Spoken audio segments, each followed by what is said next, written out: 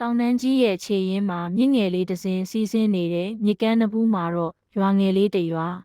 ထင်းရှူးပင်ကျုံးပင်တွေရဲ့အောက်မှာနီညိုရောင်ရွှွနေရင်ရောက်မှတက်ကယ်မိုးထားတဲ့အိမ်ငယ်လေးတွေရှိတယ်။တနေ့မှာညီမလေးမေဟာမြစ်ကမ်းပေါ်ကိုအဝတ်လျှော်ဖို့ရောက်လာတဲ့ရေထဲမှာငါးတွေခုန်နေတာနေအောင်ကြီးကရေပြင်ပေါ်မှာလင်းလက်နေတာမြင်ရတယ်။တခါတည်းသူမအဝတ်တွေကိုလျှော်နေတုန်းရုတ်တရက်ရေထဲမှာရွှေရောင်တောက်ပတဲ့အလင်းတန်းကြီးတစ်ခုလှုပ်ခတ်သွားတာကိုသတိထားမိတယ်။အဲ့ဒါ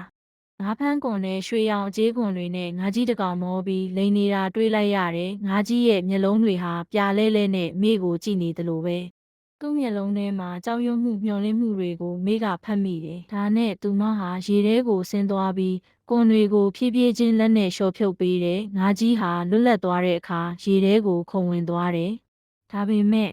ခေါင်းကိုပြန်ထုတ်ပြီးလူသားစကားပြောတန်နဲ့